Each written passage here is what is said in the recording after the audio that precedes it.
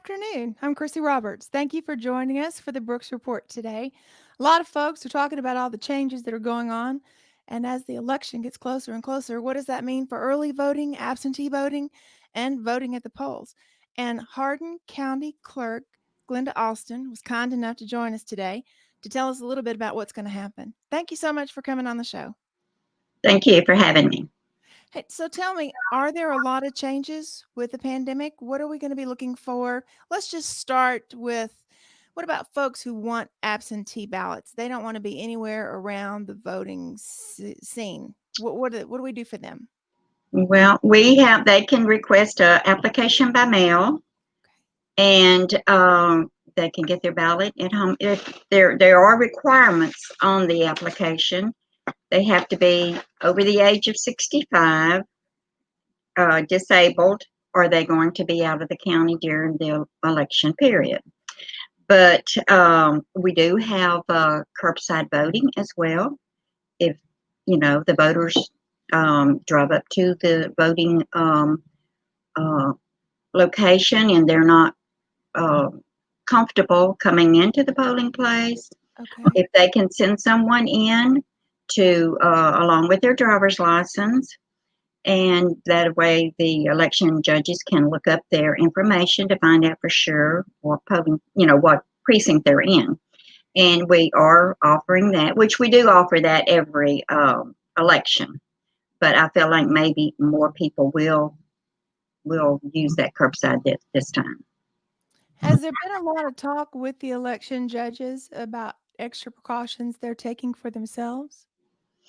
Um, yes, we are furnishing the cleaning uh, uh, equipment, for them to clean the polling places with, and that worked real well for the last election that we had.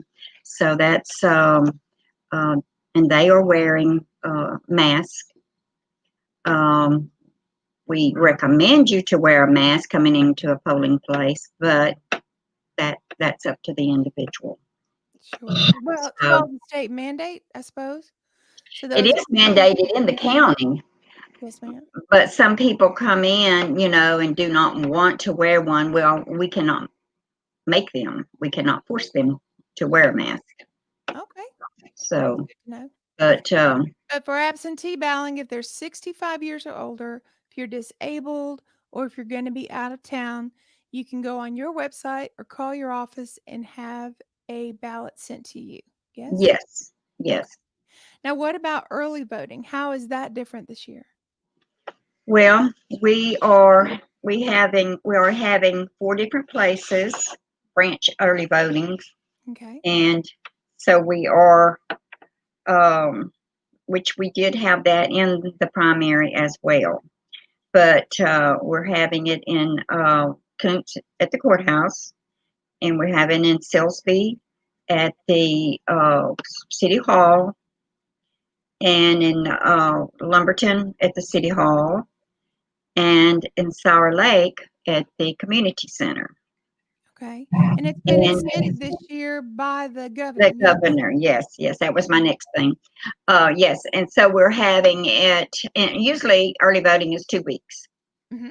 but this year it is from the October the 13th through October the 30th. And so that's an extra, well, actually an extra 4 days, because that Okay. Monday is a holiday. So it begins on a Tuesday. We have a question for you. Sure. Tammy asked, what happens if I registered to vote in one city in the state of Texas and now I've moved to a different city in the state of Texas? How does Tammy go about voting?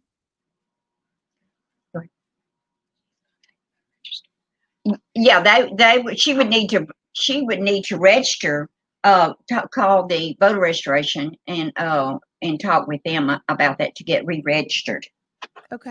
Is in there this still county time if to she register wanted to right vote now in. for this Pardon? election? Is there still time to register right now for this Uh, election? last day to register is October the 5th. Hey, well, there you go, Yeah, Tammy. so you got still have plenty of time, but don't wait too long. That's right. Well, that's good. That's good. Good to know. All right. Thanks, Tammy. That's a good question.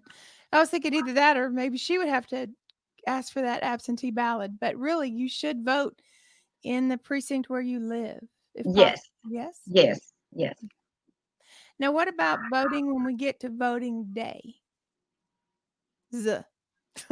Actual election day. Yeah, well, you will go to your regular voting precinct, regular uh, polling location. Now But you now can, early voting, you can vote anywhere or any of those four places for early voting.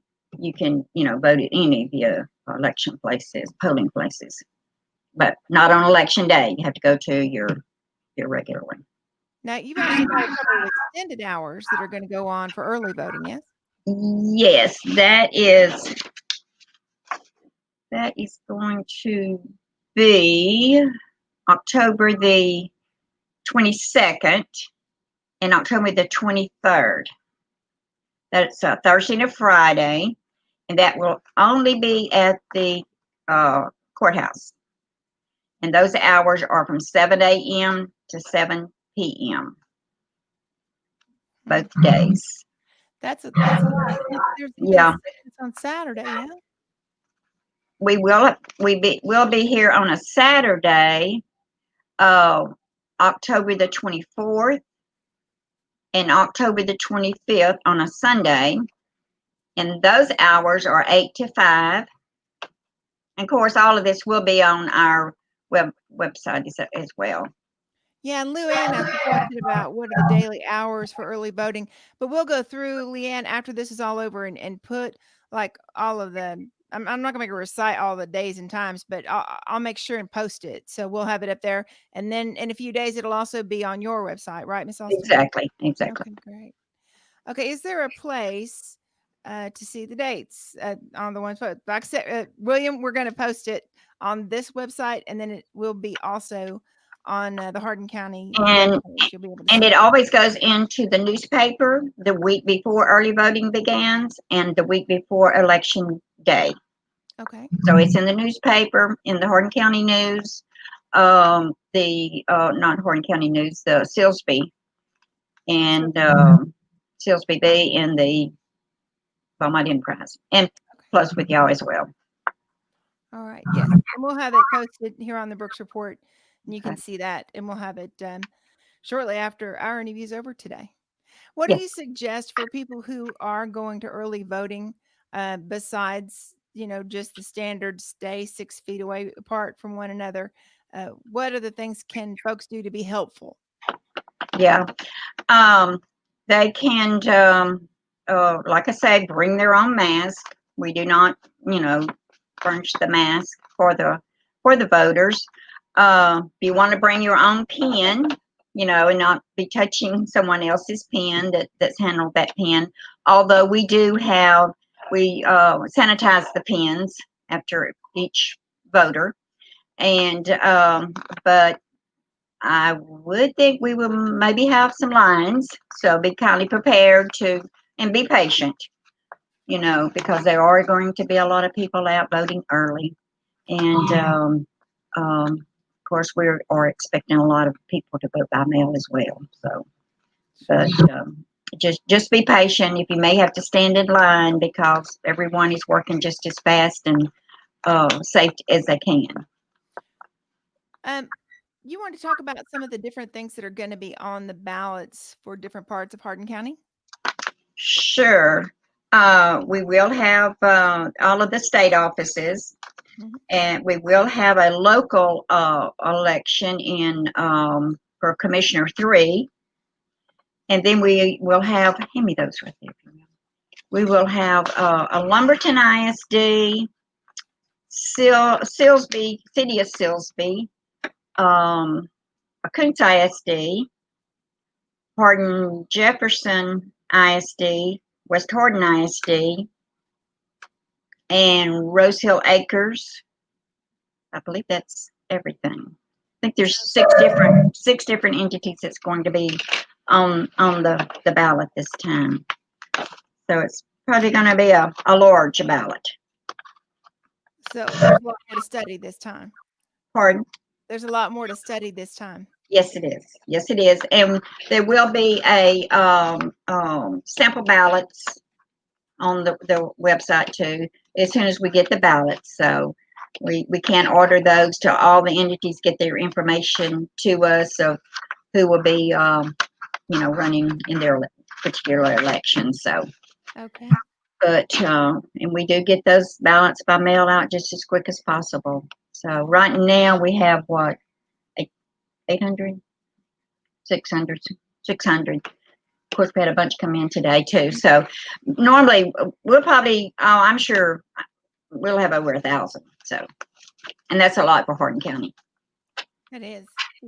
That is that added amount attributed to what's going on, or are people out of place right now? Mm, it's the presidential election. True. So There you go. presidential election is always big. Heavier. Yeah. Well, and we certainly hope so. And everybody can still register to vote. If you're not registered to vote, do so by October the 5th. And what's the easiest way to register to vote? Okay, that is next door in the voter registration office. So yeah, I would just need to come there, or call them and find out the information they need. All Okay, right. if you're not registered. If you're not registered, registration ends October 5th. Yes, Early voting is going to start on October October 22nd, no, October 13th. 13th. That's Mm-hmm. the extra time. Okay. Mm-hmm. And we'll have all everything posted after this interview. Okay. Yeah. All right. I think we've gotten to everybody's questions. Um, Adam is here. He wants to remind everybody that he will have election results that night, and you can see it right here on the Brooks Report. Okay. Sure, Okay. All check in right. for that. Is there anything else you'd like to talk about while we've got you, Miss Alston? Just want to encourage everyone to get out and vote. It's very important. Of course, voting's always important. That's your right. So we should do this. So Well, you're certainly giving us ample opportunity, and okay. all of what we've talked about today is in Hardin County, of course. But if you're interested in any of it, we're going to have all of the particulars posted after this interview. Glenda Alston, Hardin County Clerk, thank you so much for joining us today on the Brooks Report. We really Thank appreciate you you. being here. Thank you for having us. And Bye bye. I guess we'll be seeing you at the courthouse. Okay. Thank you. Thanks very much. Thanks for joining us. I'm Chrissy Roberts for the Brooks Report.